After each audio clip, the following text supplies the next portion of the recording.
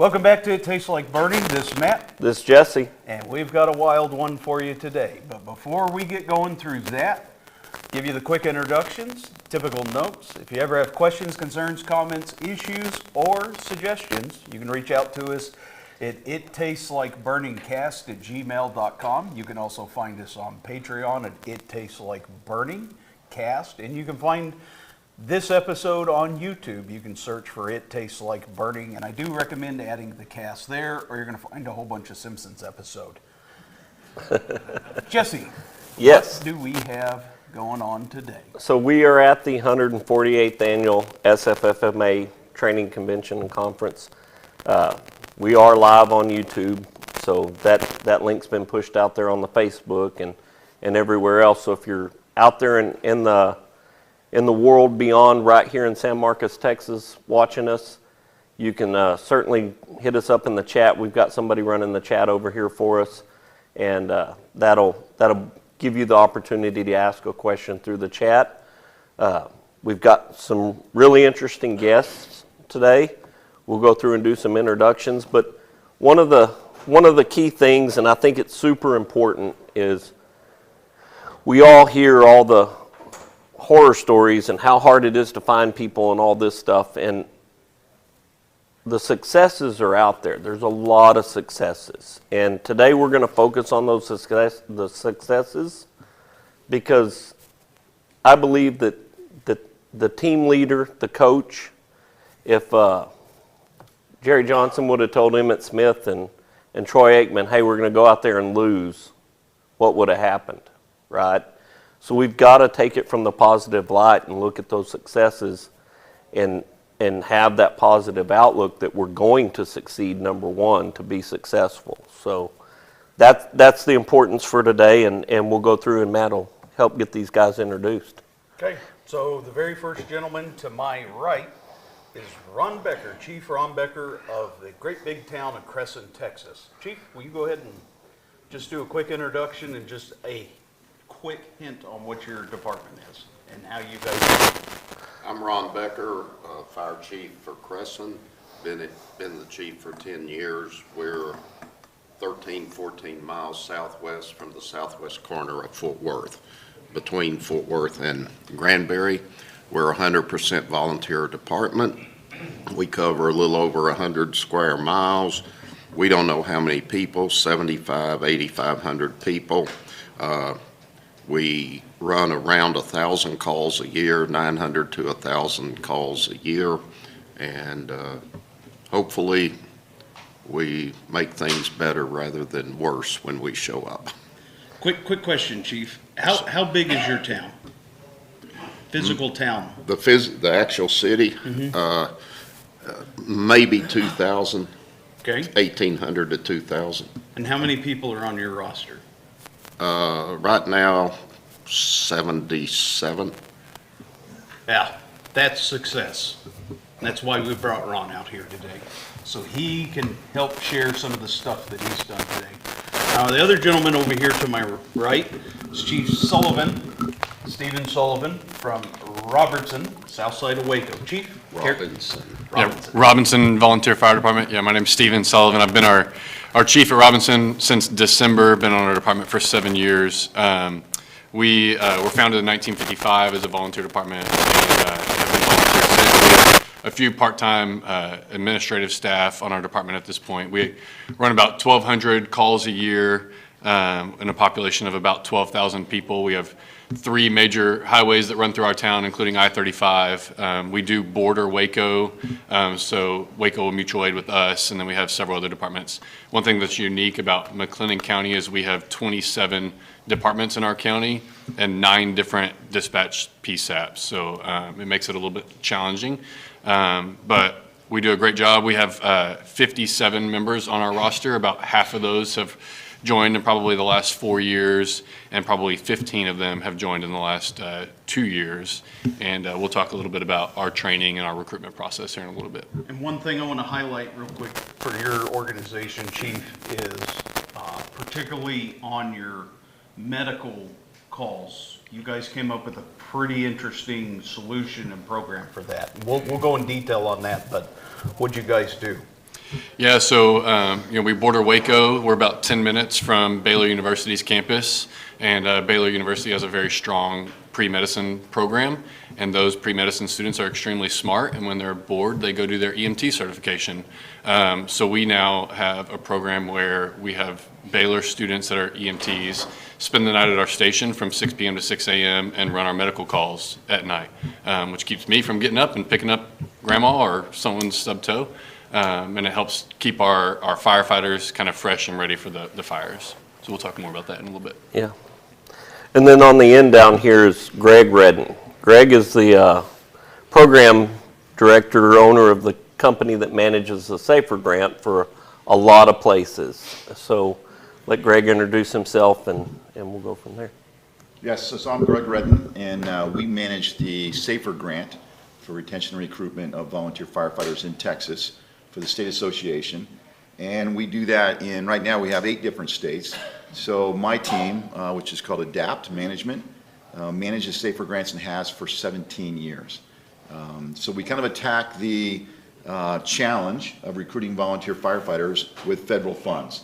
Kind of fortunate, I know a lot of the departments out there don't really have the funds to have a retention or recruitment budget, but we do so and help rural departments in different parts of the states using those federal grants. So that's what my team does. Yeah. And Greg is an inspiration because he says he always wants to find those success stories. So we're giving him success stories, but he's going to help us with places that aren't here, right? The guys that aren't at this table. He's seen some other successes, and he can speak to what's working and what's not working, right? Yeah, and it's a challenge. I mean, obviously everybody faces challenges in the rural parts of the state, whether that be Texas or Rhode Island or California. People think that they're another state. Let's just take California. Well, California's sophisticated and they've got funds for everything. But if you go northern California, north of Sacramento, the departments are in the same shape as many departments in Texas. They just don't have the resources to put together a good campaign. But what Granbury will show you is it doesn't take a lot of money, it just takes effort and footwork, as I say, about like the example I showed yesterday about Casa Loma. Yeah. Not much money, but it takes smarts and footwork to get out there and recruit potential volunteer firefighters. I think one of the biggest things and we're going to talk into just kind of where Granbury got, and I'm going to try and do this in a short synopsis. I was elected chief in 2020, and I really didn't want it. But the problem was you can't continually complain about the direction the department's going if you're not going to be the one to actually propose solutions and at least put yourself out there for the election. Unfortunately for my department, I won. That was their cost. And Granbury at the time, we were about a $600,000 budget, classic 37 members, 1,500 calls. There's a lot of stress on the organization, and Granbury itself shouldn't be facing the difficulties that it's facing. There was several issues there that are wide and broad spectrum, but we needed to be involved in politics. We were saving the city a ton of money by being volunteer. The membership needed, and I'm not the ooh-rah-rah, get-her-done speech kind of person, but there needed to actually be a guiding hand and a general proposed direction. What do we want to do? I mean, we had money, we had the training field, we had the support. Our city council liked us, city management liked us. It's just, we were faltering. And for the best way to kind of overanalyze it is we were like Elmer Fudd hunting wabbits. Every time we went out in the woods, we kept shooting ourselves. And it was over stupid little things. And at the end of the day, the only thing I did is found the right people and put them in the right position, stayed absolutely unequivocally out of their way, and just went and got them money wherever it needed to be got. Fast forward to today, we're 85, 87 members. I'm at $1.3 million. Last year, we ordered 4 trucks.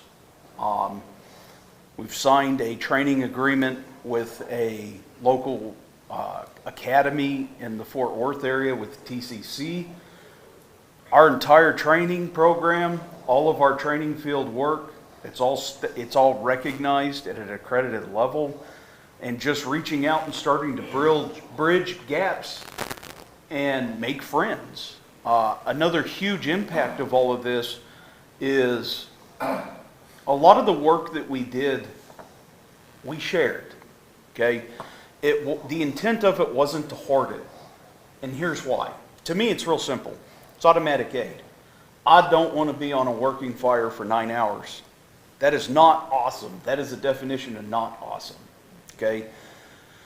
If we can build our training program up and we can build our own individuals up, why on earth are we not working with our automatic aid on this front? Now, Granbury, we're lucky in Hood County. It's a very small county. It's 500 square miles total. There's 9 departments. You can't go 10 minutes in any direction and not be realistically within another 2 departments within 10 minutes. So we were close together. We're centrally located. We had the training field. Jesse built our training program up, okay? And he had taken that and folded it into something that was very palatable to our neighbors. Made it easy for our neighbors, had value to our neighbors. And our neighbors jumped on it because, quite frankly, that would be silly of them not to jump on that. You have an organization providing the field, the fuel, the instructors, and even lunch for free. All you have to do is figure out how to push people forward, okay? Get your new people to go to that program. At the end of that, through SFFMA, we get our certifications done and testing done. The neighbors of the neighbors started to recognize this. Fast forward, within 2 years, we were on one fire academy with 55 people in it. We were the largest fire academy in the state that semester. And we're volunteer. There's huge benefits to it. The other part of this is figuring out how to grow the organization. Now, this is a long, convoluted discussion and can get technical or political. There's no one way to grow your organization. We tried 50 things, 5 of them worked. And that's the kicker, is figuring out what works for you. What is your community? You might be from a retirement community. You might be in a really rural community. You may be inner city. And what worked for us maybe won't work for your organization or work for Robinson or Crescent. It's kind of be brave and go try things and see what happens. Will you fail? Yes. Learn from it. Move on. Try not to spend a ton of money doing that. First attempt at learning, right? So when I went to join Granbury, right, and I moved from Brady, Texas, and ran a company in the Metroplex for a year, and that didn't work out, and decided I was going to move to Granbury and hang my shingle and start a business. And I walked into the station and found a cadet, a junior member, and said, "Hey, how do I get an application to this place?" And he says, "Oh, I don't know. I don't know that we're taking applications. I don't know where they are. I don't know how you do this. But there'll be people here tonight because we're doing a push-in." And I'm like, I've been around. I was an assistant chief in Brady, so I know how this works. And I know wherever that chief is, if I find him, he's going to want another member, and especially one with 20 or so years experience, right, as a volunteer in a pretty busy department. So I go to the push-in and find the chief and get an application that night and turn it in and go through the process. Well, that's the most idiotic process I've ever seen in my life, right? And we're all doing that. Like, this is a thing, right? You have to find that person. You got to figure out when somebody's there. You've got to get the door code or meet somebody on a scene to be able to get an application to join a department. And I can attribute a lot of the growth of Granbury. So at that time, there was like 36, 38 members. Yeah, we're 86, 88 members, so there's a difference there. I've been there just under 5 years, so there's a difference there, right? A big difference. So I attribute a bunch of that to having a proper website, having an application available online, having people that are responsive to dealing with those applications, reaching out to those people in a timely manner, because it's a sell. You're selling right there at that point. That's a sales lead. That person is your sell. The sell is get them in the door and get them to try it, right? You want them to try it. And I know Greg has a lot of knowledge in marketing and stuff, and we're gonna lean on him right here about how kind of what it takes to do something like that, the technical side of it, and kind of how you find a good marketing firm that can help you with that. Well, there's two parts of your story that immediately you highlighted the thought, and that is, one is that you ran into the cadet Right. that didn't know the process, right? And so really, everybody on your team is a recruiter, or should be.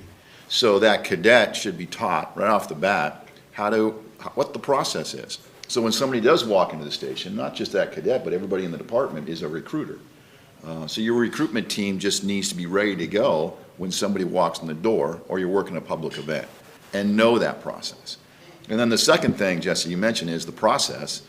You can't believe how many departments have a process that just throws so many obstacles in the way. I give the example about San Diego County. San Diego County Fire is huge, right? And we did a campaign for them and sent them over 2,000 applicants in a 6-month period using social media. But their process was controlled by HR. The HR department had put the process together, and when that applicant applied to be a firefighter, volunteer in San Diego County, they got a packet that was that thick. And so many young people do not want to fill out a packet that thick. So it was the process that was their obstacle. Right. So who in here has an online application process? A couple of you, right? So find those guys that raise their hand and ask them how they did it later. That Kind of the side discussion on this is, we want people to join our organizations. Is it a rite of passage, or do you want them to join? It kind of seems like a cheesy way to explain it, but we can't sit there and complain about people aren't joining, people aren't joining, but you have 14 gatekeepers, 37 different ways to get on the organization, and 5 different applications, and no one knows. and a birthright. Right. And I've seen that. This is happening in my county. And I tell them, I'm like, guys, you stop that. Like, you gotta stop that. The other thing I wanna highlight is, and don't get me wrong, this is a social media thing. And we live and grow our little podcast and awareness through social media. And I can believe that if you do social media wrong, it can be the end of you. But it can also be one of the most incredible benefits that you bring to your organization. And I have found, in the little time we've been doing this and the little time that I've been chief in Granbury, you would be shocked at how bad your community awareness is for your entity and organization. There's a direct link that I have found between the organizations that we would all label as successful, or they're at least strong, or they're thriving, and their ability to communicate with their community. And again, we're not talking about inner city departments here. Chief Becker's department is right on the verge of being really rural, and it is on the lower end of the socioeconomic demographic. So it's not a huge upscale community. There's a lot of people. He has to reach out to them, okay? And that's, at the end of that, that's part of it, is figuring out your outreach program and community education and generating awareness on your organization. And that's something that particularly Chief Becker does really well, is he is out there absolutely hitting the streets and always talking. Chief? Want to talk about your Always talking. recruiting? When I took over as chief, our previous chief passed away, and we probably looked like a lot of volunteer departments. We had 26 members, and our average age was 54. And it was very clear that if we didn't come up with something, we'd be useless and out of business in a few years. It's the chief's job to recruit people. And I'll illustrate it this way. I'm a preacher's kid, and a volunteer department's a lot like a church. The church is run off of volunteer labor, and when I would, before I retired, I was in the oil and gas business. I moved to different places.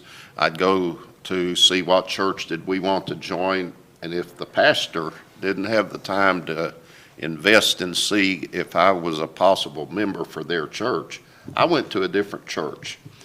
If the top guy in your department is not going to express an interest in new recruits, you might as well forget it. It's not in my opinion, it's not a thing that you delegate.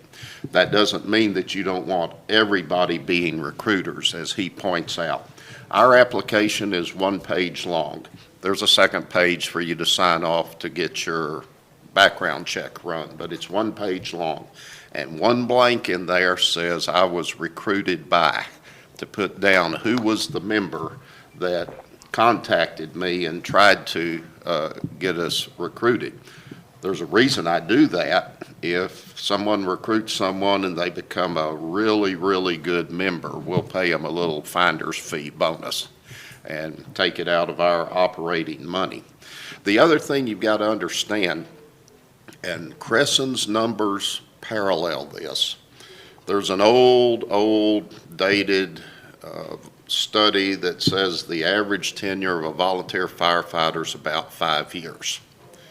It may or may not be that. I will tell you, Crescent parallels that. So if you are not operating believing that the person you recruit today you won't have in 5 years, you're not going to be enthused to be bringing in new people. And part of what I did in a previous life was I drilled oil and gas wells. The minute we turn a gas well on, it's depleting. It's ready to run out. If you're not getting, if your geologists and landmen and engineers aren't drilling new wells, you go out of business. And the same is true with the volunteer fire department. You better approach that the person that's coming in the door that's new for you, you won't have in 5 years. And what does that mean to you? If you're going to spend 2 of those 5 years trying to get that person trained and up to speed, you just lost 40% of their contribution. So you've got to come up with ways to get them up to speed where they can be contributors. Now, they may not be your best guy on the panel or something like that, but everybody can contribute something, and you better work on how you're going to get people going as fast as they can. Our process is really simple, and we talked about process. My truck carries applications. There's people on our department. How many of you go to motor vehicle accidents? Do you know that that's a great recruiting field? I've got lots of members on my department that I recruited on the side of the road because they were involved in an MVA. And you gotta run to the truck and say, here's the application. First page on the application's a letter from me, tells you what's involved. And what we do is we ask you to come to 3 or 4 or 5 meetings, rub shoulders with us, figure out if you think we're a group you want to invest some time with. Because, and I tell people straight up, you may look at us and say, this is the worst bunch I ever saw. I don't want to be part of this. Well, I'd rather know that early than late. And by the same token, our members get to rub shoulders with you, and I explain to them, we don't have an interview committee, or the chief doesn't pick who's on the department. It comes first Thursday. We eat dinner together, have our business meeting, and vote our new members in. And the idea is that our folks get a chance to rub shoulders with the new applicant and vice versa. And almost everyone, we think, okay, great, let's give them a try. We got all our probationary things and all like that. But the other thing that we've done is we have one of our personnel lieutenants who is assigned strictly to our new members. And his job is try to get them to be contributors as fast as we can. And the way I sum it up is you get voted on and 10 minutes later we take a call. I'm going to tell you to get in the truck with me and go. Now, you may not get out, or you may just stand by me and watch what's going on. But let's face it, firefighting, you can pick your number, but firefighting, 80%, anyone off the street knows what to do today. You know which end of the hose the water comes out. Now, there's 20% of it that you can really hurt yourself or get someone hurt that you better know what's going on. We go to a car wreck, there's stuff to be swept up. I will bet you that if you've been on my department 5 minutes, you know how to work a broom. I can have you sweep.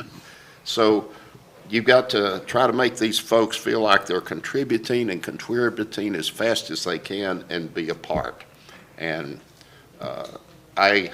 there's a little twist. Do we use Facebook? Yes, I do. I'll tell you a little secret on Facebook.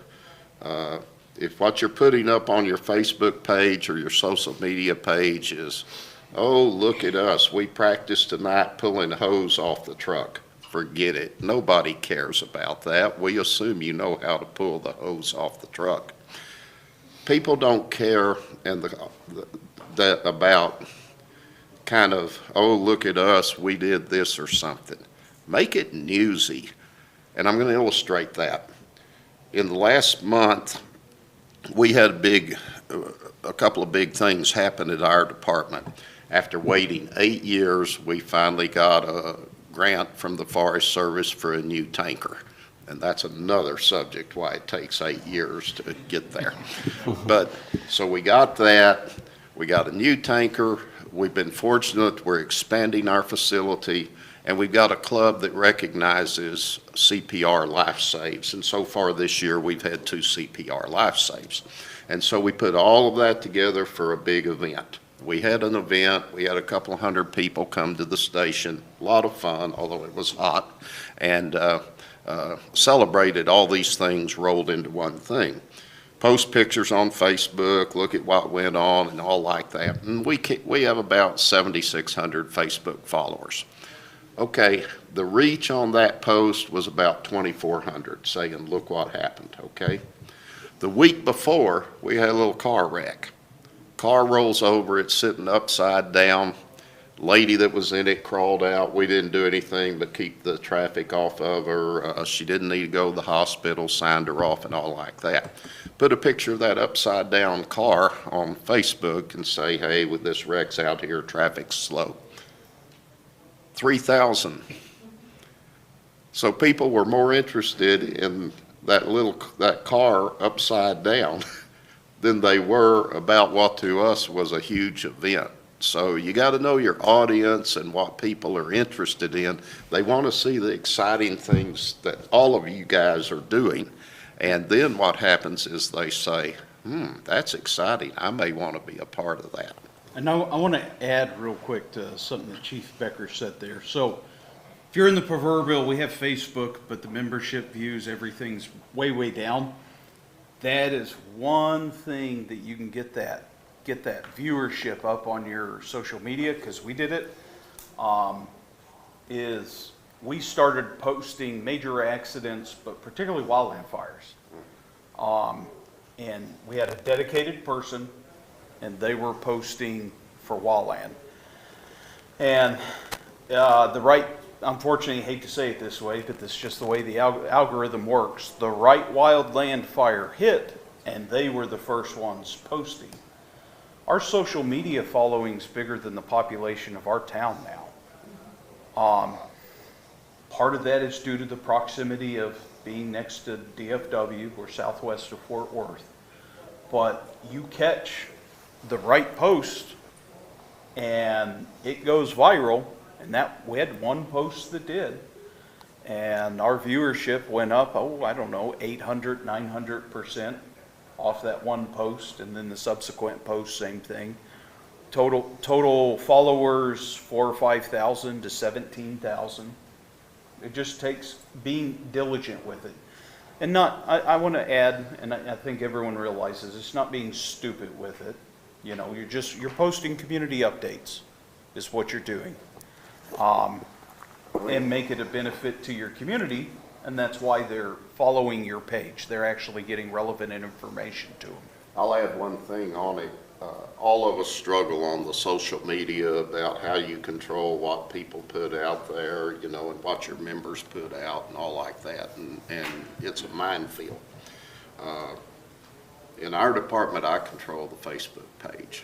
I have one guy that backs me up, but I control what goes on it. So if there's a screw up on what's posted, blame me. And there have been a couple of screw ups, right, to get something down real quick.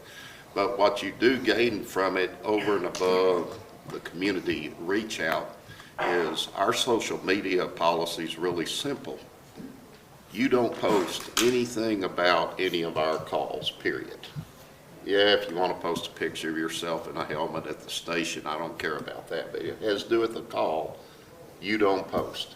But what you can do is share my post.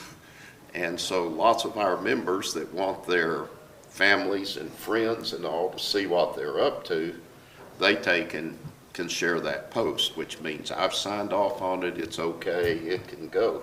And you'll see lots of our guys sharing our post. Granted, that kind of extends your reach too, but it gives an opportunity for your members to tell their friends and their family, look what I'm doing. Yeah, excuse me, I'm going to kind of jump back to the Yeah. application period for just a second. So when I joined in 2018, I reached out, our fire department Robinson had a Facebook page for maybe a year or so. It had 200 or 300 followers, and I sent a message and someone replied almost instantly and was like, just show up on a Tuesday night and we'll get you connected. I walked in that Tuesday night not knowing a soul, had just moved to Waco, my wife and I had, and they immediately connected me with the chief that was there. I got to not participate in training, but got to kind of watch training, all that kind of stuff. But our application was 7 pages, and it was like the smallest font you'd ever see, and there was no room to write. And it was just really complicated. I managed to fill it out, and somehow they were able to read it enough to allow me on the department. But if you think about, like, fast forward to today, like if you go to robinsonfire.org/join, there's an application there that will take you maybe 2 or 3 minutes at the most. If you go to Amazon right now and you need to purchase a toy for your kid, you can do that in less than 30 seconds. You need to get your application to that level. Like, think about how Amazon does it. Think about the marketing behind all these online companies and how fast they want you to check out on their website so that you spend money with them.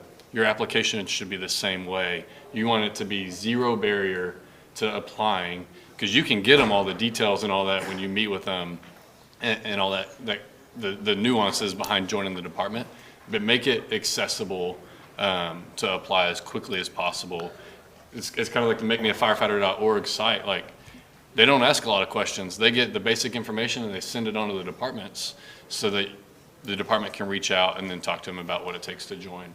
And we have probably not the most easy standards. Before you're actually accepted to our department, you have to complete NIMS 100, 200, 700, 800, Courage to be Safe, Traffic Incident Management, and Cancer in the Fire Service. That's 8 trainings that you have to complete before you're actually admitted to our department. But are we restricting you from showing up on our Tuesday night trainings and hanging out and getting to know and rub shoulders like Chief Becker was talking about? Absolutely not. And if we get a fire, I might have you sit in my Tahoe and go with us to the call so you can observe and get that addiction fueling very, very quickly. That's right. To get them up and going. We're not going to say, oh, sorry, man, we got to, like, when first time I went to Granbury, me and our firefighter that I'll talk about here in a little bit, we walked in, and no joke, like they handed me a cup of coffee, and before I took a drink, we got called to a structure fire, and I'm like, well, see you later. I guess we'll drive back to Waco. And they're like, no, get in the truck. We're going. And I was like, man, I'm going to join Granbury. The faster you can get them engaged, the better off you are in the long run. Yeah. Absolutely. And we take it even a little farther than these guys. Like that minute they're voted on and that night they're given gear, like they can go on a call. There's not much they're going to do, obviously, right? They're going to stand there and absorb what's happening around them and start the learning process. But they already know how to put the seatbelt on, so we don't have to teach them how to buckle in. They've got all this stuff that they don't know how to put on, so they're not going inside, but they can go on that call. They can start observing, they can start learning, they can be engaged into the department, because Matt says something all the time.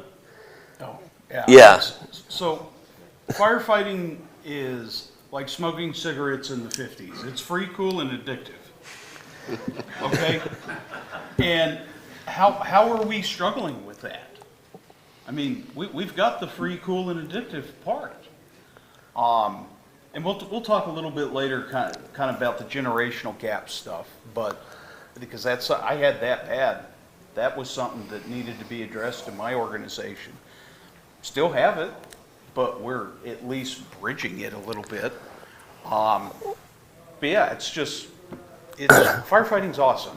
There's no reason we should be struggling with that part of it. Before we get away from Facebook and that conversation about Facebook, we recently, well, we're not even through with it. We're 2/3 the way through a 3-month ad campaign. We employ a marketing company at Granbury. We pay them money. We have a marketing budget. But all this is stuff you can do yourself. It's doable. Actually been talking with Kim briefly about how we can maybe create some training for this, because it's important. So we ran a 3-month campaign. We're 2 months into it. That campaign, we spent $900 in ad spend to Facebook. That $900 resulted in 2,700 clicks that sent 2,700 people to our website. Of those people, we got about 40 applications, right? So we paid $23 for an application. So if your department's hurting, would you pay $20 for an application? I think everyone would go to the ATM right now to go get applications, because I just told you how to get applications.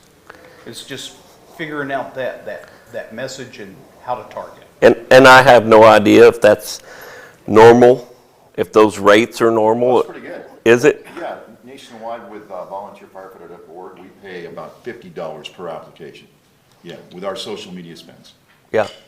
So it's not that expensive to do, right? Even at $50 an application, I'm all in at $50 an application. And it doesn't have to be a 3-month campaign. It doesn't have to be a year-long deal. I can't tell you how to do it. I can tell you how to hire somebody to do it. That is not my expertise at all, right? I'm not the IT guy. I'm the IDIOT guy. So that doesn't fall in my wheelhouse at all. But there is companies, and like Greg's company does this on a national and state level, but there's companies in your town that probably do this. And there's a decent chance that they might pro bono some of their labor on this because they want to support your organization. The company we use, we pay them full rate because we value what they're doing that much. We spent between production cost and ad spend and just website maintenance for Q2 is $5,300 is what we're spending. We're spending a lot of money on that. And I want to add something real quick to that. You also realize I'm busy. And it's a cheap cop-out, but I'm busy. If I can pay someone to take care of this for us and it generates given results, and I can go off and go do political things for the department and not have to deal with this, I'm going to pay it every time, okay? So just understand that that's kind of my mindset on this. It works really well, and I don't have to do it. This is a good deal for me. And the other thing about that is there's a good chance with a younger generation in your own department that you've got somebody in your own department that can do some of that work. Yesterday, a couple of people came up to me and showed me their recruitment video. And I said, who did this for you? Well, one of my volunteer firefighters did it. And it was clear video, good footage of action shots with their own department, and then a message across the front.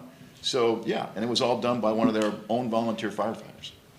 I think, doesn't your department chief do a lot of TikTok stuff, and then you just use the kids in your department, right? Kids, I'm sorry, I'm old. And we're gonna get, when this Greg leaves, we're gonna bring that Greg up. Are you ready, Greg? Right, Trey for Greg. Yeah, so a couple of our younger staff, what we do is they're really good in photography. They're actually in high school, and so they do photography and videography in the high school. And so I said, hey, you guys interested in fire? And they were like, yeah, of course. I'm like, you guys want to make runs? And they're like, yeah, of course. I'm like, well, you can't go in the building, but bring your camera. And so they actually do a lot of our TikToks and social media videos, and we create all that in-house and put it out for recruiting purposes. Matter of fact, while you guys were talking, I actually just put out a Facebook recruiting post, and I've already got a hit, so I'm going to go back to that.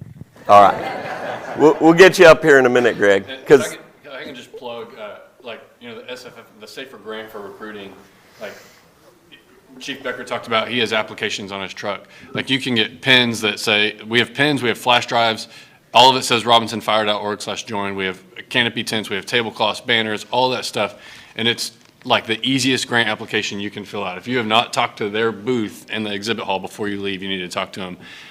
Our flash drives have all of those NIMS trainings we require, has a link to our website, everything to make it as easy as possible to find the information that you need. It has our officers' contact information on there. So it's $2,000 a department, is that right?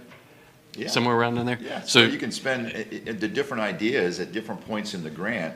We're there to help with the funds. So whatever you come up with, we talk about this in our workshops, whatever ideas you come up with, it could be anything from coasters and or USBs and anything you want to put your message on, we can help with that with the Safer Grant funds. Here's our little give me pin. I carry them, I hand them out right and left, has our name on it. It's got the little flashlight on the end when you turn it on, and people eat these up like candy. Yeah. so I'm going to plug those workshops that Greg does because, and I said in most of, or part of the one yesterday, and I said in there because literally I eat this stuff up. This is what I live for, right? This is my purpose at the department, is to build and grow and recruit and train and do all these things. My job is not as centered around running calls as you would think any other assistant chief in the world's job is. My job is more about doing stuff and growing the department. That's my job in the department. What Granbury did and how we got to the answers we got, we took the long way around. Like we circled the earth to come back to the point where we got the answers. And then Matt goes to the leadership one, right? And he comes back from this leadership seminar in, where were you at? Longview. And he comes back and he's like, I'd love to tell you it was the greatest thing, but we've already done these things. But I wish that I would have went there first. So we spent 4 or 5 years getting to this point, and there's literally a cheat code for it, right? So to not use that kind of resource that's out there and available to you, that's literally the cheat code for growing and developing and expanding your department, you know, the bigger struggle with that is just actually taking the leap to do the things that are being suggested, right? That's the hard part, because we all know, and we watched the little video about the monkeys, right, that happened yesterday, if you were in Greg's deal, like, we're so resistant to change and anything that has to do with the organization. But we'll buy a better truck, we'll buy new equipment, we'll buy a thermal imager, we'll buy the better gear, we'll grow all that part of it, and we'll embrace the technologies there but we'll still run on a set of bylaws from 1907, right? And those 1907 bylaws are not as applicable today as we like to think they are. A lot of the times that stuff's strangling us because we're just falling victim to that. One of the big things is our membership was tied to you living in the city or living into, expanded into you had to live in Hood County. And we've opened that up now, and you can live in SanMarcos, come volunteer in Granbury if you want to. You're going to drive a lot, right? and turns out Thursday nights are real important to us, so you've got to come on Thursday night, but because that's when we're doing all the things we're doing, and that's the important night for our department. And we're not going to change that for one guy. Like that's a deal breaker. Like if you can't do Thursdays, we're sorry. Maybe some other department does Tuesdays, and you can find them. You can come to Robinson if Tuesday's your night. Okay, Tuesday's your night, go to Robinson. I don't care where you live either. Yeah, Me and neither. just by making this one change, we're able to pick up all these people. And the argument that happens in the department, the interdepartmental argument about this is, well, they don't live here, and they're not going to be dedicated, and it's not their town, and it's not their community. I've got guys that drive an hour one way to come hang out at a station, run calls, and come to every training we have. And that's a lot. We have a lot of training. We train, last year was 248 hours offered of internal training in the department. We offered 248 hours. Our average member was 68 hours of training last year.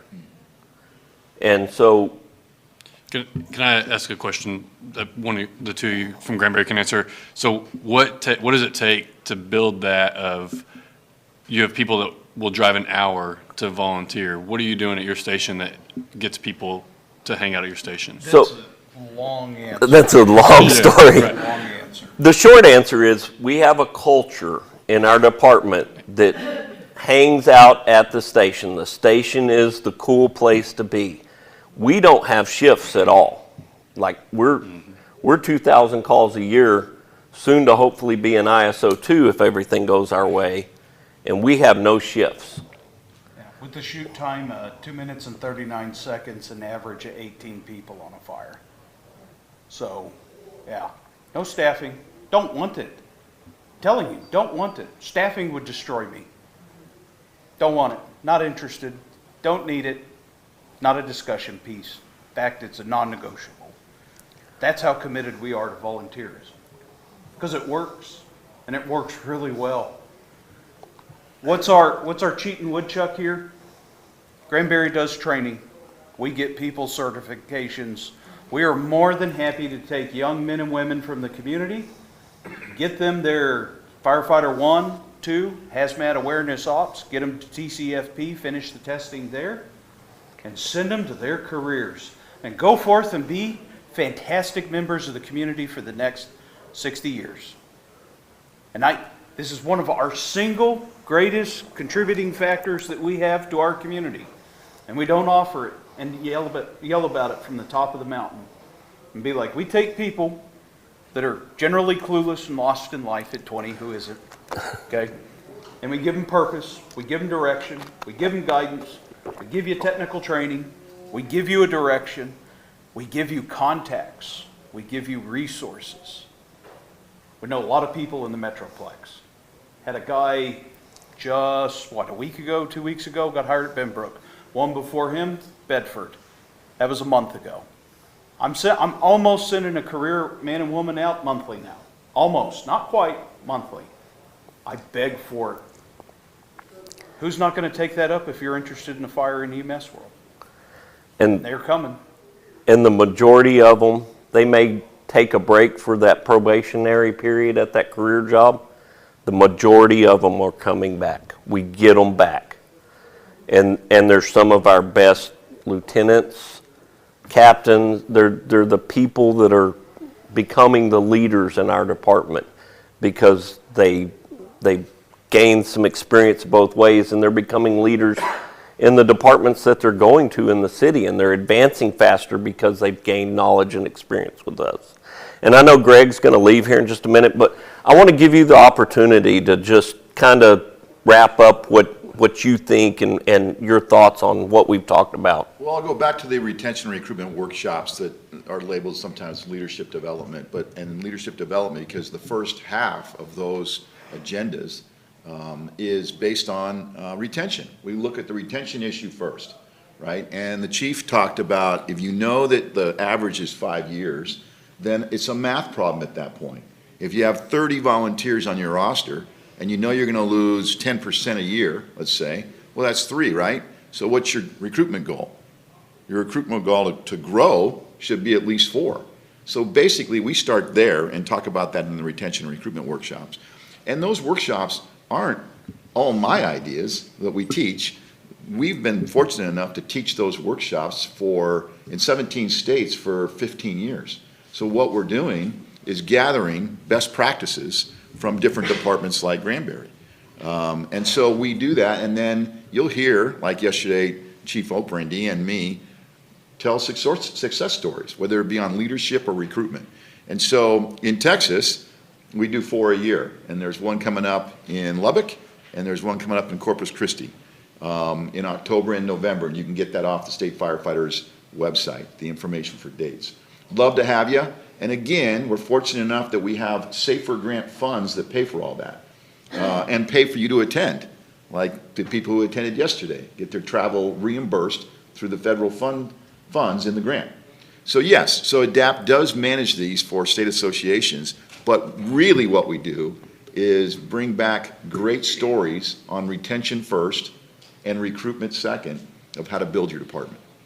So I'll finish that up and trade out with Greg and just say, join us if you can. And there'll be 4 or 5 more workshops next year here in Texas. So please join us. Does anyone have any questions for Greg, specifically off of anything you've heard today? Because if you do, jump up there and take your opportunity and run. And he's got a booth in the trade show too, so. Yeah, we have a big booth, so Chief's talked about it. If you're interested in using the recruitment funds or PPE, physicals, please come out and see us because I'm not the expert. Vicki and Jessica are.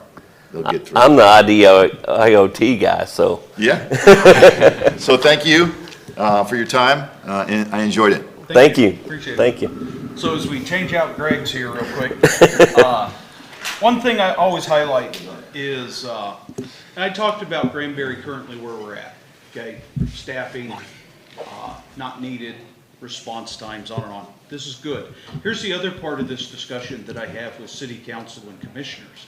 I tell them the reality of things. That's today, okay? We're volunteer today. We're always going to be volunteer today. We have to be concerned about tomorrow. Are we always going to be on the high side? Not necessarily. Historically, if you look at the trend, we've always had a general ebb and flow to it, but it's been a general increase over the years. Granbury's been around since 1907. Granbury's been really strong since about the 1940s.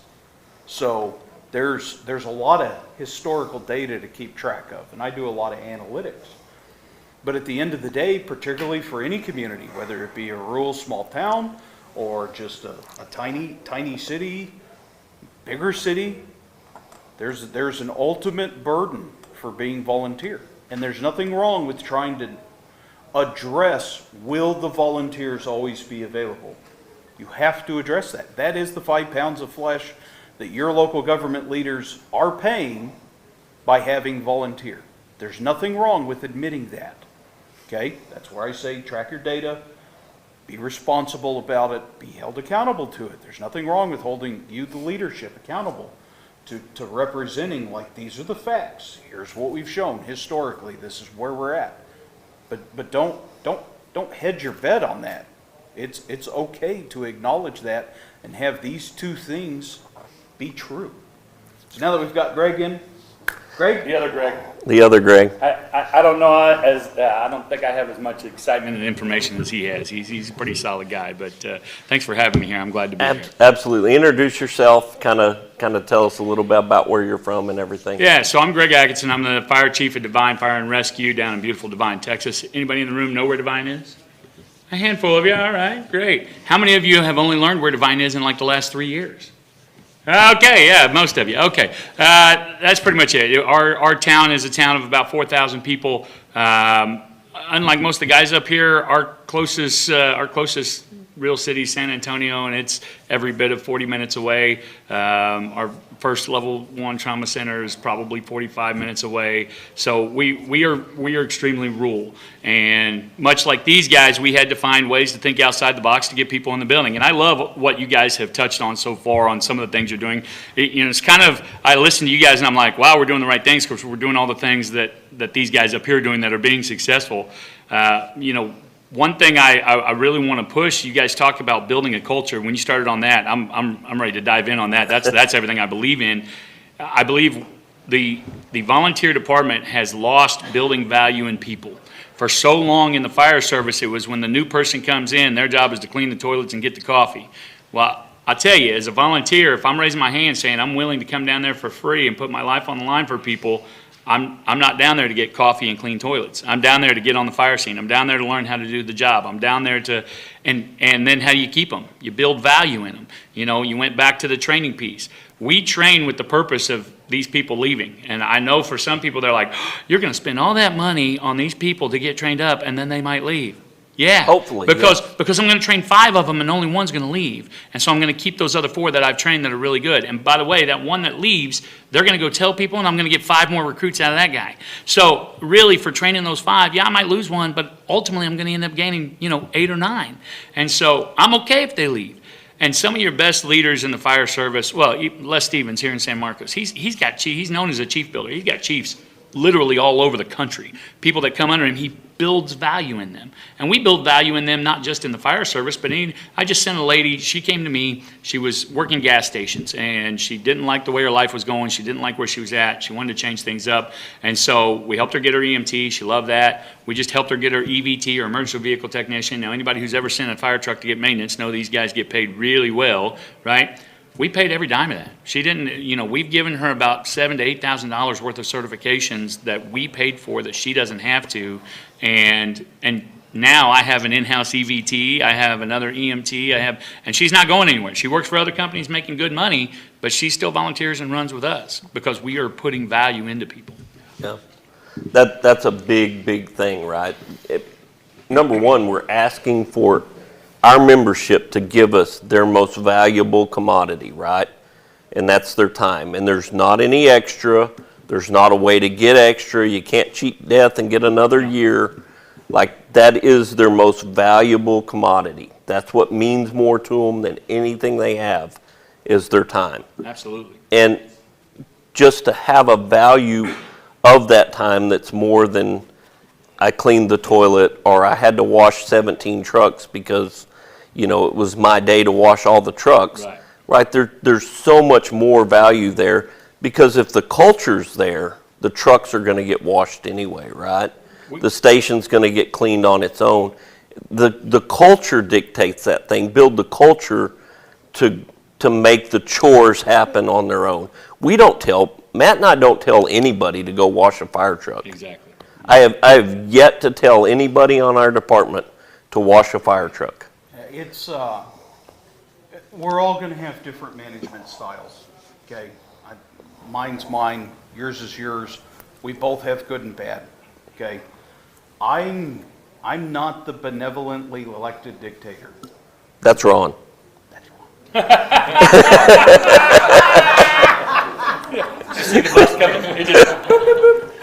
Here's the kicker, though. You're going to catch 2 sides of me. Everything's fine, then you screwed up. Then you get to encounter me, okay? There's all different levels of screwing up, okay? And the kicker with it is that in investing in the culture of the organization, particularly this is a young man's argument, in getting them to understand your value to the organization is not related to how many calls you make, okay? I have great value in a guy on my department. He's been on the department for probably 40 years now, but he hasn't made a call in 7 years. And he runs analytics, and his analytics are worth tens of millions of dollars. His stats he gives me are ridiculous. He's the most important person to our organization, by far. It's not the chief, not even close. I'm replaceable, but Marty isn't, because of his time, energy, and effort that he puts in his numbers. And it took a while, but I've gotten my young guys to really start looking at value as not call volume related. For Granbury, call volume, the whole big picture, I'm telling you, it's not 30% of your total contribution for us. It's 33. We'll say a third. So a third of what you're doing for Granbury is call volume. What are you doing in the other 2/3? There's a lot, okay? And again, we don't do schedules. So it's that person's responsibility to figure out what they're going to pick up in that 2/3. A lot of it's training.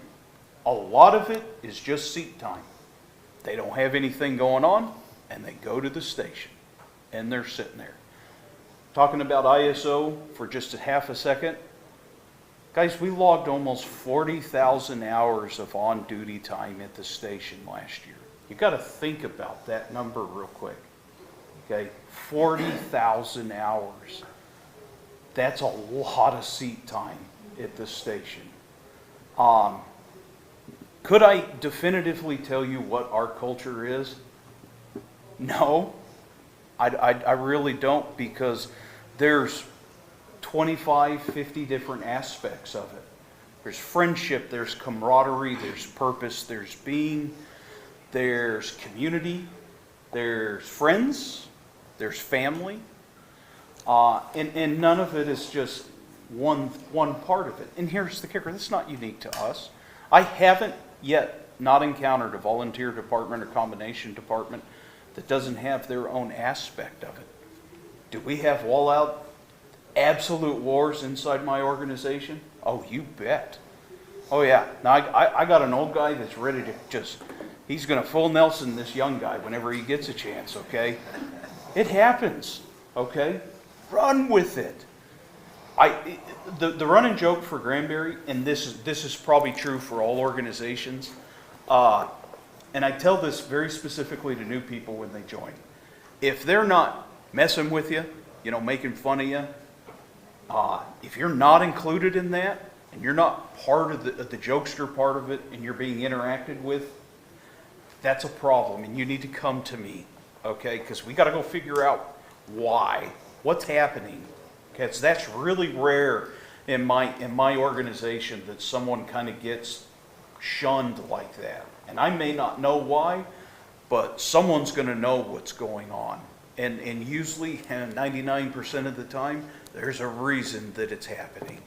And the very, very few times that you're ever going to get truly separated from Granbury, yeah, that's where it's coming from.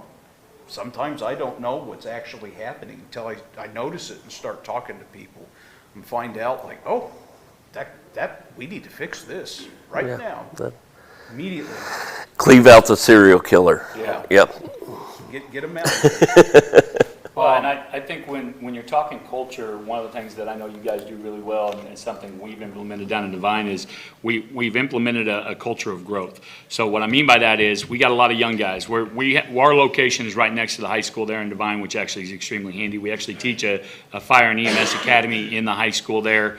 And so it's a way to get us some guys that are coming in at 16, 17, 18 years old into our department. And so one thing we have found is that these 16, 17, and 18-year-olds now that are coming in are not like the 16, 17, and 18-year-olds that were coming into the department 20 years ago. And we get a lot of kids in now. You got to remember, kids nowadays, 50% of all high schoolers come from a broken home. Okay, 25% of those have a parent who's arrested. 25% of those have a parent that's deceased. I mean, it's a really difficult situation for most high schoolers nowadays. So where I was lucky enough to grow up, my parents are still together. They're both still alive, amazingly. God bless them. Hopefully they stay that way for a while. But, where I grew up in a home where my dad showed me how to mechanic and how to use power tools and all that stuff, we get kids all the time in that just have not had the opportunity, and that's not their fault, right? So we have fostered a culture of growth, and so these kids come in and they say, well, you know, I don't know how to use a chainsaw. Well, we don't make fun of them, we don't scare them. We go, okay, well, let's show you. We'll take you right out here. Let's go to work, and we do that. We foster a culture where it's okay to make a mistake. Not that I want you to, but I'm not going to scream and yell at you, right? We all make mistakes. I've made plenty of them, I promise you, all right? I'm on my second marriage for a reason. We've all made our mistakes, right? So the point is, we want to teach you, hey, it's okay to make a mistake, learn from it, right? Why did you make the mistake? You were probably outside the standard, right? So this is why these standards are important. Let's follow the standards, all that. And we kind of teach them and grow them. And what that has done is, when the high schoolers, they have an open campus, when they get on lunch, instead of going down to McDonald's or somewhere like that, they just come across the field, and now they're hanging out at the fire department. And we've built such a culture that the high schools even hit us up and said, hey, look, if you happen to pop a call during lunch, those guys are okay to miss fifth period. They're okay to miss sixth period. We can... Yeah, and so that's big, right? You're talking a town of 4,000 people that couldn't find volunteers during the day because everybody's at work or school. All of a sudden, at lunchtime, I got 30 people in the building. And, you know, that's a big deal. And so, it all comes back to fostering a culture where they want to be. Now, don't get me wrong, they mess up big enough. There's all different levels of screw-ups, right? There's sometimes that it's a boot in the rear end. But they understand that if they come to me, I'm not just going to go from zero to chopping your head off, right? It's okay to make a mistake. I've got a captain who was a master sergeant in the United States Army. This guy's very lazy. This is the way he is. I love the guy to death. That's why he's a great captain. But he also understands that fostering of young personnel, and so he does a great job of saying, "Hey, have you ever mechanicked on a truck? Nope. Come on, we're going right now." Just out of the blue, they were sitting there playing Xbox, and he's like, "Nope, we're going to go mechanic on. I'm going to show you how to change an oil filter. I'm going to change it this." And it all just, the more you, again, I go back to building value in people, right? You value your people; they want to be there. You build that culture, and all of a sudden, now you got people in the building 24/7. You don't have to pay anybody to be there. Now, we still do, but that's a whole nother topic. One thing I want to highlight real quick is, particularly at a chief level, there's two types of problems that we deal with. The first one is rare, but someone screwed up. This straight up disciplinary thing, it's serious, and it's not going to end well, okay? Then there's the second one where it's just like, oh, God, all right, and it's not this really big of a thing. Okay, little paperwork, little re-education, we're fine. I have yet to have someone under the age of 30 cause a problem. All right, the people that are causing problems, they're over 30. Okay, it's not my kids. How old are you? 35. Okay, you're okay. You're the problem. Just ask my wife. So that's I'm older. that's one thing that I kind of battled with for a while with my old guys. It's like, well, they cause problems. I'm like, no, they frustrate you. There's a difference. 100%. Okay? You cause problems. They can be aggravating and frustrating. Okay? And yeah, I wanted to highlight that because I hear that a lot where people are real hesitant to bring these young kids into the organization, and it's just man. And it's like, oh God, just stop. You either want people or you don't. That's exactly right. Jesus, just train them. They'll figure it out. So y'all's junior program super strong. If you're not following the Office of the Divine Fire Chief, On Facebook. yeah, on social media, Facebook On for sure. TikTok, we're on YouTube. If you're not following that, you need to follow that. It's a great account. He's posting good stuff. It's worth there's some ideas, right? You can follow Granbury. We're posting stuff. It's a good place for ideas, And right? most of the stuff we're posting is like the new stuff, right? Like we have an 18-year-old who just graduated high school. He graduated TCFP, EMT, straight out of high school, gets a job offer for $52,000 a year. Now, for an 18-year-old kid, no college, no debt, still lives at home with mommy and daddy, $52,000 a year, this boy's got an opportunity, right? The local news channels ate it up. KENS 5 came out, KSAT 12 came out. They all wanted to do, all the papers came out. But realistically, There's not one of you in here who can't do that at a local high school. And that kid brought us 6 more. That brought us 5 more. That brought us 6 more. That brought us, and there's no reason all of you can't do that. And it's all by the marketing and pushing on social media. And so you do a different thing, and you mentioned it earlier with the college, but go through what you're doing with your pre-med students, because that's another thing. And not everybody has a university and all that, but if you're open to that out-of-town people, I mean, not every town that has a university has a volunteer fire department, right? Right. Yeah, so, I mean, if you think about I'm going to start with the territory restrictions. When I joined, you had to live within the city limits of Robinson, our ETJ, or basically within 1 mile of the city limits. Now, you have to get rid of that territory. Like, I'm pretty sure he would let me join. I live 3 hours from him as long as I'm willing to commit time, you know? My application's online, so you can just go on Yeah, there. right, It's yeah. divinefire.com. Click there. So show of hands besides Chief Becker, whose favorite thing to run are EMS calls? Yeah, okay, one guy. Yeah. So, you know, EMS is 60, 70, sometimes 80% of what your department has to do. It really can kind of wear your department out, wear your people out. So we have students, thankfully, and this is a blessing that we have that not all departments have, but we have a Baylor University that students want to become doctors, ER physicians, medical directors, and that they want as much clinical experience as they can possibly get while they're going through high school. It also helps that they get volunteer hours that they can track, and that looks really good on a med school application. They have a letter of reference from a fire chief that looks great on a medical school application, and all those things. So what we've done, and really it credits to one guy, his name is Vladimir Cruz. He applied to join our department, and initially it was like, oh, you're a Baylor student, you live near campus, that's 10 minutes from our fire station, we don't know how this will work. And this was 3, 4, 5 years ago, and at some point we looked at it and we're like, why are we doing this? We have sleeping quarters at our station. We have 6 beds at our station that people can sleep in. Let's give it a shot and let him run some EMS calls.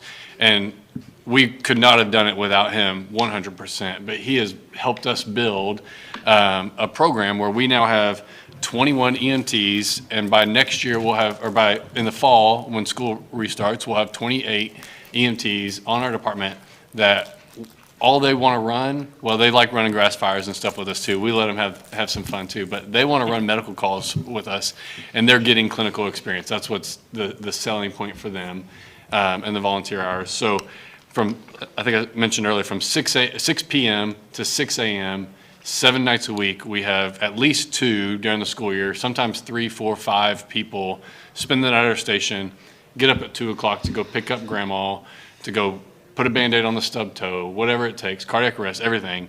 That helps take the load off of our older firefighters, or the people that have to get up at 8 o'clock in the morning and go to work. So it's huge. What we do for them is we provide that culture of, you don't have to just show up from 6 p.m. And guess what? You don't have to set an alarm and be gone at 6 a.m. You can sleep in. We're not going to let people go in there and work out until 8 a.m. Because the workout area is near the bunks or near the rooms. And then they're in like finals week, they're spending more time in a day studying than I spent in my 4 years of college studying for their final exams and everything. So, because we have whiteboards all over the place, and they draw their pre-med hieroglyphics on the board, and they're studying, and they're bringing their friends. It's not like, you don't just have to be a member. Bring your whole class to our station if you want to. Use our training room to study for tests. We have a full kitchen, cook dinner. We'll provide the food for you. Hang out, snacks, drinks, all that kind of stuff. And we've built this culture of, now all these college kids want to hang out. And 5 years ago, we were pretty resistant to, oh, they're college kids. All they're going to do is party. That might have been my college experience, but that's not these pre-med student experiences. Just for the record, I just sent my assistant chief we have a college fairly close. We're about to steal your idea. Yeah, it's great. Yeah. That's a great idea. It's That's a great idea. I wish. I wish I had a college. I've got like the perfect setup for it, for what we're talking about here, but I don't have a college. It is infuriating. But Ron does a similar thing, but he just does it with his out-of-towners, right? Yeah, First of all, when we talk the culture thing a little bit, I want to make sure I didn't leave the wrong impression, which I do a good job of. When I tell you that recruiting comes, the chief's got to be the guy that's the main recruiter. The chief's got to set the tone. Everybody's got to be the recruiter. My operations chief's number one thing on his assignment is recruiting and retention. It isn't operations. That's what I tell him is number one. My officers are assigned to bring me 2 recruits a year. If you don't have your officers, if you're a chief and you aren't telling your officers this is one of the most important things you can be doing, you're not going to build the culture or whatever word you want to use that everyone's trying to get these new people in. Matt talks about them having fist fights over there over things. I'll tell you what my guys fight over. Whose name is on that application that says I brought this guy in? Because they want me to say, okay, yeah, Lieutenant so-and-so, you brought me no, I'm the one that got him. I called him. And what I'm trying to say from the chief's standpoint, I think you want to build something like that. Ours isn't perfect, but you want to build it where the idea about bringing in new people permeates your organization, and it'll pay several dividends. It's not only the thing about here's how I get new recruits in, but I will promise you, if you bring someone into, you have someone that brings someone into the department, you can use the word mentor or whatever, they want to make sure that person that they brought succeeds. And all of a sudden now you've got, if you have 15 people bringing in new people, you've got 15 coaches, and hey, here's how we get something done, and here's what we do. And I just want to make sure that I don't leave the impression, okay, recruiting is the chief's job, nobody else's. It's the whole group, and it's got to be, everybody's got to feel it. The best compliment your department will be paid, in my opinion, is that someone that's on your department that knows what's going on is willing to reach out to someone else and say, hey, this is something good, you ought to come be part of it. Whether it, I mean, a lot of our juniors, high school kids, they, like you, want to bring their buddies and all like that. But that's the best compliment your department can be paid, because those are people that know what's going on. And if your folks aren't out here wanting to tell people, hey, I found this, it's great, come be a part of it, maybe, I mean, I do this. You've been around 6 months, I'll probably pull you in the corner and say, tell me what you think. What are we screwing up on? Because we screw up every call we go out on, and the one that screws it up the most is me. And I can tell you that. And like Matt says, you know, it's not capital offense that make a mistake, and make it all the time. Learn from it, get better, go on. But you want your members to be proud of your organization so that they want to tell people who come be part. Right. And I don't want to leave the impression that it's just the chief, but the chief's the one that's got to make that happen. Well, and the chief has to take an interest in those applicants. Yes. From the get-go, has to go have a conversation with them, has to engage that person at the initial onset of that application so that they realize that the chief is involved in the department. He's hands-on, he's working for what's going on here. And I do want to be completely clear. We're telling you that reduce the barriers to entry, but none of us up here have lowered our standards. Absolutely. Not even close. We've raised the standard. Right. The standard keeps going up. When those numbers go up and we start having more people, well, guess what? We can even be more picky and have a little higher standard. We have gone in Granbury from, yeah, certification's great, and if you want to do it, we'll help you do it. We certify people through Firefighter 2, and 99% of our new recruits are doing it before their 6-month probation is over. And the only way they're not doing it is if they just joined at the wrong time, right? And then even if they joined at the wrong time and they missed some training, they're catching it within the 7th month. Like it's not this long drawn out deal. We're training them early out the gate. We're getting them involved. We're getting them to a level of, I hate to use the word competency because they're not completely competent on that pace, right? But they're safe. They're safe enough to not be a hazard to themselves and the rest of the department. Yeah, I think one thing is it's not that we're winding down, but I do want to get to a point where if anyone has questions. And one thing I want to kind of highlight is, and you guys don't have to do this part, but I think it's important to talk about the mistakes that we made too. Oh, yeah. And what we learned. And I assure you, I am full of fail, okay? And I have no problem admitting when something blew up in my face or it wasn't a big deal, and because I mishandled it, it became a big deal, and continually just bit me, whatever, okay? One of the bigger mistakes that I had in Granbury is, at the end of the day, the chief's a political position, okay? You still have to get elected. And we have, today, as strong as anyone else, a generational gap, okay? And hesitancy, just whatever, maybe I'm like one of the few lone people right in the middle of it anymore, so I understand both sides of it. But probably one of the bigger things I can tell your organizations is do not hesitate to give responsibility to these young men and women. And I mean give them responsibility. Do not hold them back. You are, I'm telling you, you are indelibly holding back your organization by putting the reins on these people. Do not get me wrong. Obviously, they need to operate safely and competently, okay? But when they're there, turn them loose and stop holding them back.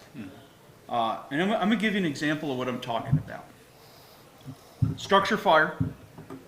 I am in a tanker, so I'm second on scene, okay? Get up, get out of the truck, throw my 2.5 out, walking up to the engine, about to connect it. The whole truck's full of kids. That ought to be a 3-inch, by the way. The truck's full of kids, okay? I've been chief maybe 6-8 months.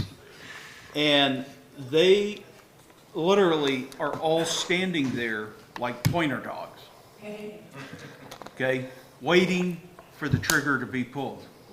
Turn and look. The building's on fire. What are you doing? I mean, I literally, it's, go. And pew, off they go. They were so browbeat and so held back and so conditioned by the old members of the department, don't do anything until I allow it to happen. They're watching the house burn. That's how bad it was for me. And they're trained and they're competent and they have skills. Yeah. Like it's not, Yeah, we're they talking- didn't start yesterday. Yeah. They're Driver operator, pump ops, firefighter 1 and 2 completed, TCC completed, TEEX completed, transportation emergencies completed, stuff's completed. They're some of the most trained volunteers in the country, and they're standing there waiting. It's a disaster. Don't be like us in that circumstance. Get these people trained and turn them loose. I think, I love that you want to talk about the mistakes, because I think people so often are so afraid of their failures that it's like, oh, let's not talk about that. Let's hide that under the rug. Guys, if you're not failing, you're not trying. I mean, that's just the bottom line. I don't care. You can't find an entrepreneur in the world who didn't fall on their face. You can't find a leader in the world who hasn't stumbled and fallen. If you're trying, you're going to screw up. I do it on a regular, okay? The key for us is you have to have the standards, right? You're talking about the standards. We haven't lowered our standards. Our standards have climbed to the top. But the standards are for everybody, right? Including me. When I mess up, I tell my guys, hold me to the standard. If you see me out of, I'll give you a prime example right now. I'm horrible about getting out on a wreck on I-35, and I'm focused on the wrecks there. I want to get over there. I want to help. I'm an EMT, slap my gloves on, run over there. Where our policy is, we do not get out on the highway with anything less than the cone set, the helmet on, and the vest on. That's our policy, right? It's safety first. If I get hurt, I can't help anybody else, right? I often forget that. And my guys, my youngest, newest recruits will get off the truck and go, Chief, your helmet. Yep, I'll be right back. And I'll run and grab it and, head back over there. It's okay to make mistakes. In the fire service, we've been so, like you said, browbeat, that it's like, well, if you do that, Chief's going to be mad. No, don't. You can't build a culture that way. You can't think about it that way. It's okay to show your failures. And not only that, that's the way your department grows. After every call, we come back and do an after-action review. Every single call. I don't care if we didn't do anything on the call. Hey, how did we get the trucks out? What stumbled us? Why did it take us, almost 3 minutes and 20 seconds to roll a truck? Our standard is if we got people on station 2 minutes, wheels need to be turned in 2 minutes. What happened? Right? Oh, well, this got tangled up, and okay, all right, we need to do a better job of staging and Every single call, we go over what we could have done better, and we get it better. One of the mistakes for us was, when we started the academy, we got a lot of pushback, and a lot of people were like, you can't do that. You're a volunteer department. You'll never get, you'll never get the buy-in. You're going to spend all this money. You're going to drain the accounts. You're not going to do any good, right? And so one of my biggest failures is I actually listened to a little bit of that crap, right? Because it's hard to block that stuff out. I have my own message. I've been speaking it for years. I've been an entrepreneur for years. I truly believe that failure has stopped more people, that fear has stopped more people than failure, right? The fear of falling, the fear of messing up, the fear of screwing it up. And so that has stopped more people than failing, because if you fail, you learn and you keep moving, right? Well, I started listening to some of the stuff, and I backed off. And thank goodness I had 12 people with me that said, Chief, what are you doing? Why are we backing off this? And I said, well, I just don't want to mess you guys up. They said, Chief, we asked for it. If we mess up, we go down in a blaze of glory. Let's go. It's either going to be one huge success or one big pile of mess. Either way, we're in it together. And I was like, well, all right, full pedal, here we go. And we went from $130,000 a year budget to $798,000 a year budget. We went from 12 people on the roster to 50 people on the roster. And I can't tell you how glad I am that they shook me out of my own fear and that we put the throttle down. And now, does that mean we haven't fallen? Does that mean we haven't taken stumbling blocks? No, we get punched in the face on a regular. But we keep going. We keep figuring out how to fix those things and keep going. So that was one of my failures, is that I actually let the naysayers get in my head for just a brief second. Well, it's easy. Yeah. They're prominently and often. Yeah. Yeah, they're there. Ron? Do You got anything? No, What have you learned? he's never No, failed. Well, what have he's I never failed made a on? mistake. That's why they're so good. Oh,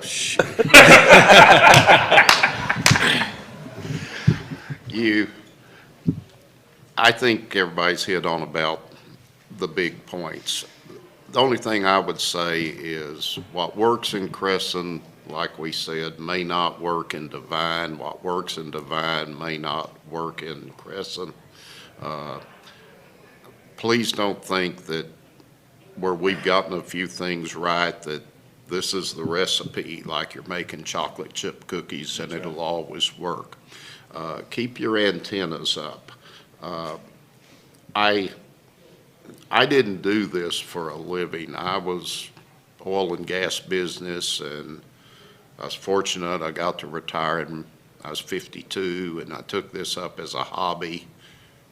Little did I know what was going to happen, a hobby. But coming from my background, and I'll just tell you, the last 5 years of what I did in the oil and gas business, I was president of the second largest chain of truck stops and convenience stores in the nation. I had 35,000 employees. We had 8 million customers a day, that sort of thing. I will tell you, I'm probably, although I'm 20-plus years out of it, I'm probably the best cigarette, beer, and condom salesman in the room. So selling is fun to me. Selling my department is fun to me. But with regards to mistakes, so many places, when I ran that chain of convenience store, we had an operations manual that was six inches tall, 2 volumes. I mean, it was worse than the 10 Commandments. No one could cover all of that. And of course, we had it so we could always, if we had someone that was working out, we could find a reason in there why it was time for us to part ways.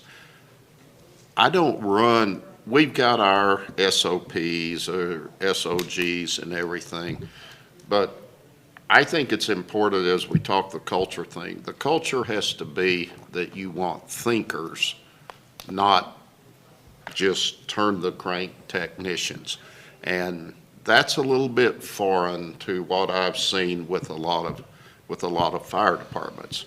I went to Harvard for a few months, and one of the business instructors, we'd have little dinner meetings, and what is the biggest mistake you see people make in business?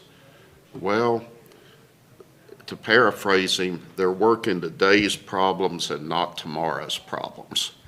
And if you don't have, if you're in leadership in any type of organization, you got to take care of what's going on today, but the bigger part is, what are you going to look like 3, 4, 5 years from now, and what do I need to be doing to set the table for that? And that's not going to come out of a book of procedures and policies. It comes out of cutting your folks loose to think and bring new ideas to the table, because Lord knows I don't have all of them. And I can go over call after call after call that we've had where I said to someone, this is what you need to do, and they come back on the radio and says, hey, I had to do this instead, and it worked because I didn't have all the answers. And that's part of this whole thing when we talk about making mistakes and all. They know, everybody on our department knows I'll make mistakes, and we don't want to get anybody hurt. We don't want to make a mistake that has a worse outcome, no doubt about it. But if you're not harnessing the creative power of all the people that you're with, you're missing out on a great asset that's there for all of us. And I've got fires that went out because somebody, or we did a good job because someone came to me afterwards and said, I didn't do exactly what you told me to do. And he jokes, the benevolent dictator. You know, I tell people that come on our department, hey, we're a volunteer department, we're a democracy. I got one vote just like you do. Yeah, I got the bully pulpit. But I said, we get out on the scene and it's dictatorship and I'm the dictator. Well, we're not going we're not talking freelancing or everything like that, but your officers, how many of you have run with departments that are very strict by the book and everything and see great big mistakes made when that happens? And I would encourage you to try to thread that needle, whether we're talking recruitment, but it's a big part of keeping your people wanting to be part of an organization, is that they have the opportunity to not only contribute what they can do, but their ideas and their suggestions. And some of them may be the dumbest thing you've ever heard, but don't tell them it's the dumbest thing you've ever heard. There also might be that little gold nugget right there, right? There That is. you're like, why in the world did I not think of that? I don't think I've got a firefighter on our department who can't bring something to the table that I can't bring. Stephen?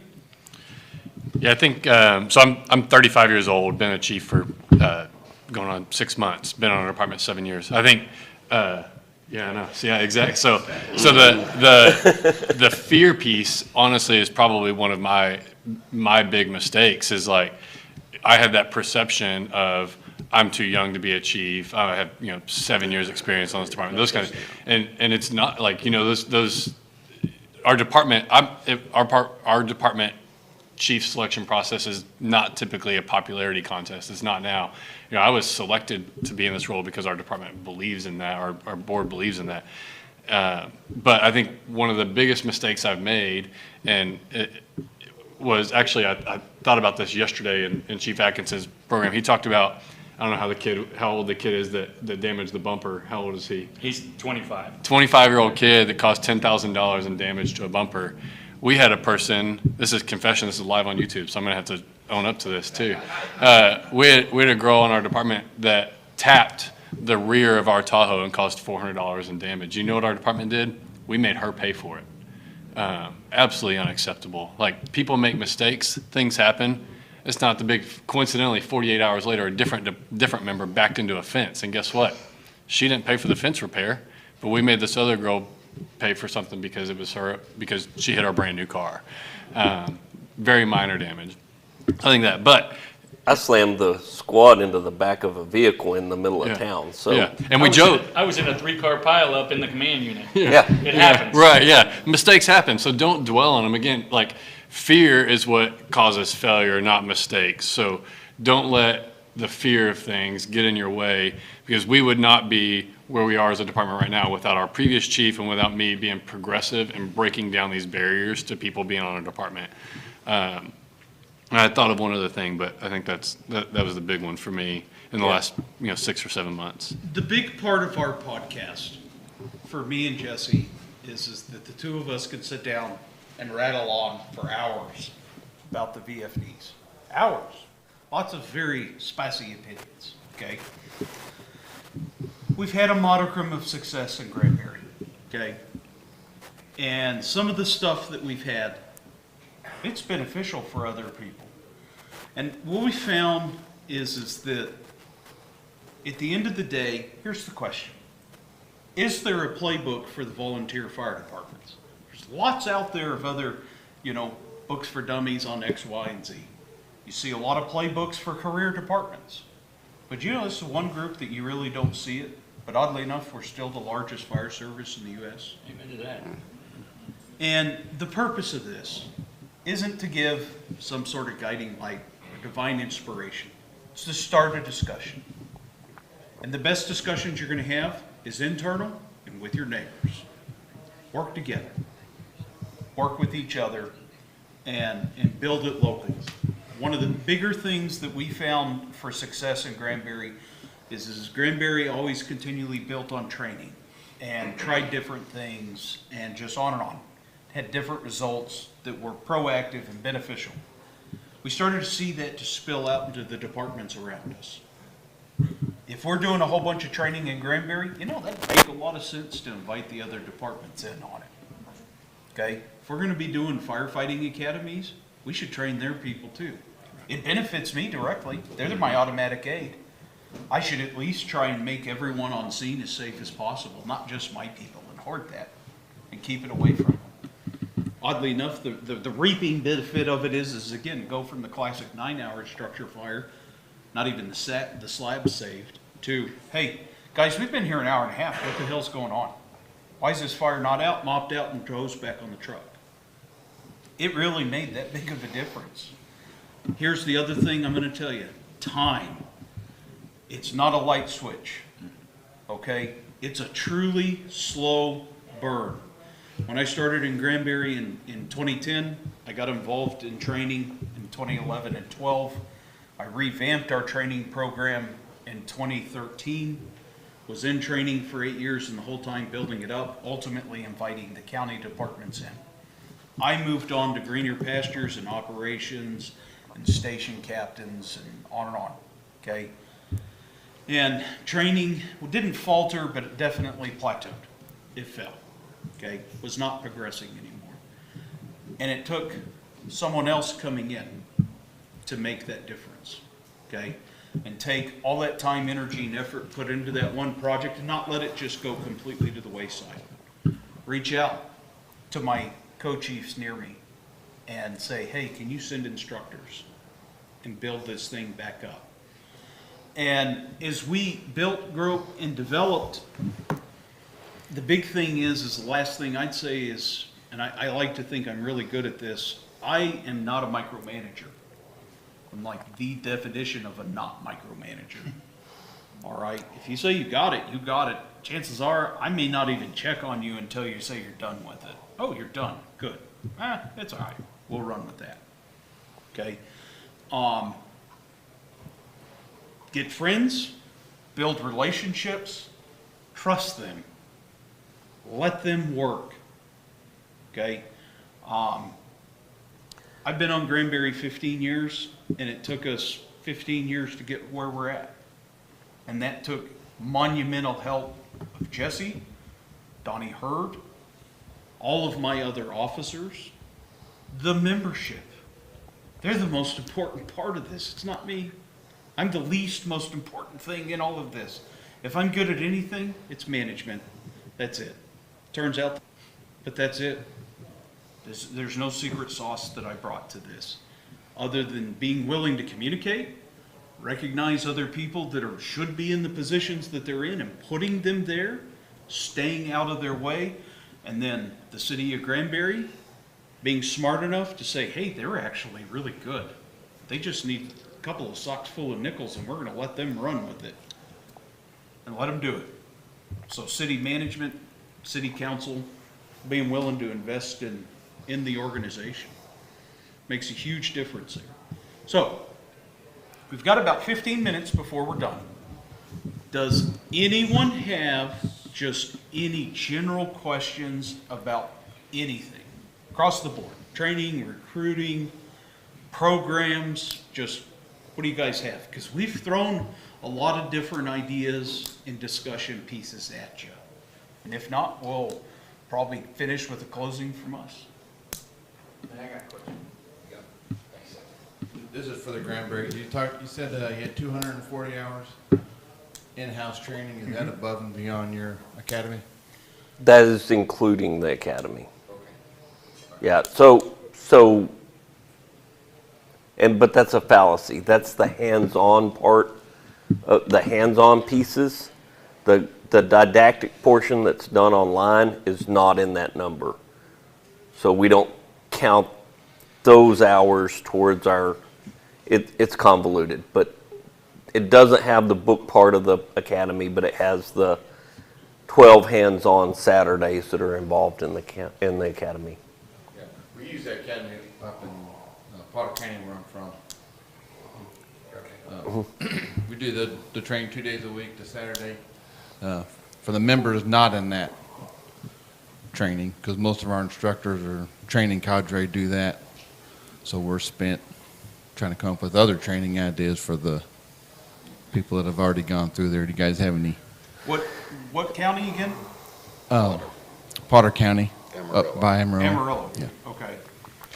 It's up north. Yeah.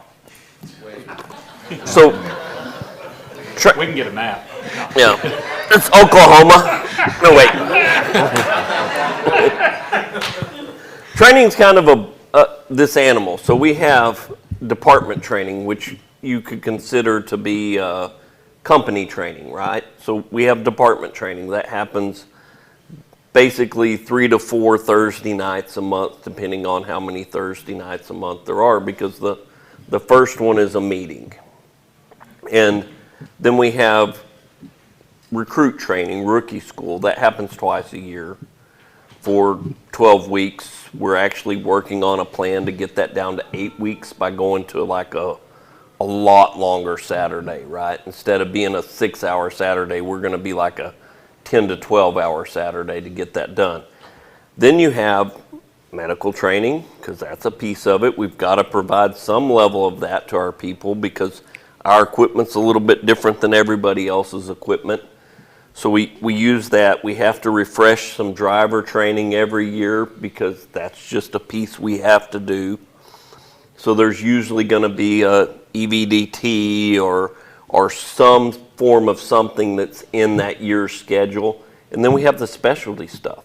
We have Swiftwater guys, we have rope tech guys, we have all these guys that are wanting to do this extra stuff, because once we run them through that academy and we've got them their Fire 2, which is usually the finish line for a lot of departments, that's our starting point. So we have to involve them into some of the specialty ropes, Swiftwater, boat ops type training that we're doing. In right now we're working with Tarrant County College, which is the local community college, to do that training, and we're getting a lot of that as outside instruction, so that they're not looking at myself or the training captain's beautiful face doing this week after week after week. We've got fresh faces doing that. But by the time you take all those little pieces, all that extra stuff, that fills up a year's worth of calendar for those 3 to 4 times a month. And it's just a matter of building out that schedule. And we send guys to annual school, we send guys to anything basically. If you want training, we'll go find the money to get you whatever training it is you want. It's that investment in people that Greg was talking about. You know, it's also an investment in your department. And one thing, I don't know, anybody in here use training division in Crowley? Anybody? We don't. You okay? All right. So we used to send people to online to do training division and whatever, and we were paying through 2604 about $700 a class, send them up there, whatever. That's for Fire 1, Fire 2, Hazmat Awareness, and Hazmat Ops. That's 4 different classes that the 2604 will pay for. Well, for us, once you get your Fire 1, your Fire 2, your Hazmat A, and your Hazmat O, the next class I send you to is an instructor class. And you're like, wait a minute, I just learned how to do this. You want me to be an instructor? I want you to be an instructor because the other instructors I have are going to teach you how to do that part right. But what that allows us to do by having those instructors in-house is that's where we developed our academy. So instead of sending that $2,800 a person to Crowley, we now train all of that in our own department, which keeps that money in-house. But wait, there's more. So not only did over 10 people, that's about $28,000. Not only that, but I invite the surrounding departments to come train with us. If they send us 10 people, that's $28,000. So instead of sending out $28,000, what I've done is I've brought in $28,000. That's a $56,000 turnaround for your department. That is the business side of this, right? And that's the way you as leaders have to think.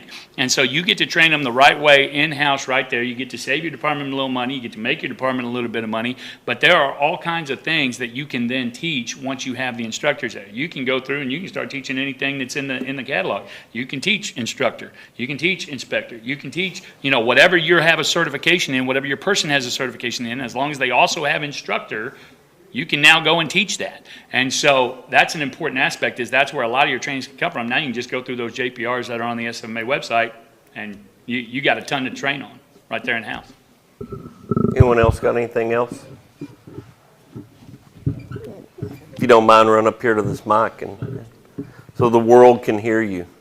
Oddly enough, we've had South Africa and Brazil and some weird places pop up here lately. So they're trying to learn English listening to us. So oh man, they're in trouble. That's my goal in life. They're learning Texas. Yes. Yeah, I'm still learning English. Well, as long as the SAP button ain't been, I'll go Spanish. But we're a department, a combination of paid and volunteer, but we struggle to get volunteers. Now, you mentioned something about how your application is set up. Right now, this year has been we're like the Cowboys. Jerry Jones says, we're all in, we're not all in.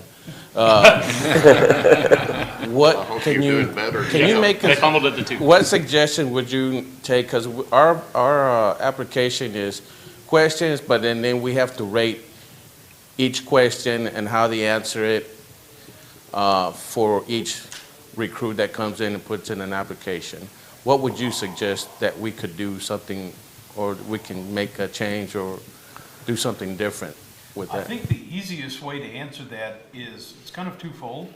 I would tell you to just everything for Granbury Associated, you just jump on our website, applications there, SOPs there, SOG, article, constitution, bylaws, it's all right there. Jump on their websites and just find an application that you like. Why reinvent the wheel when you're literally like, copy, delete name, insert. Yeah. And then that would just find one that's catered more towards your area and organization. And if you have a particular question that you need to be in there, whatever it is, maybe you need a specific unicycle rider. Throw that in there. Maybe you need that. Bilingual or whatever. I think all of Put that us, in there. yeah, I think all of us have a little bit different process to get to where we get. We do an application, a background check, an interview process that's through an interview board, and then we put them in front of the membership, and the membership has to vote on them. And most applicants that get through that initial background check, most of those are going to make it to the becoming a probationary member, right? 99% of those are going to make it there, but we lose some. We lose some because, hey, I didn't know about this or whatever. So it's good problem to figure out, right? Not a huge deal to figure out, but Yeah. Guys, I hate to do it. I have to shut it down That's because fine. the next class is coming in. Here's the kicker. Thank you to our podcast guys and production team. Big Daddy Media, give them a shout out. They took care of us today. Thank you everyone who participated today. We'll be out there in the hall, so if you have more questions, just ask us out. Come find us. So, questions, concerns, comments, find us at ittasteslikeburningcast@gmail.com. Thank you everyone, and I really appreciate it.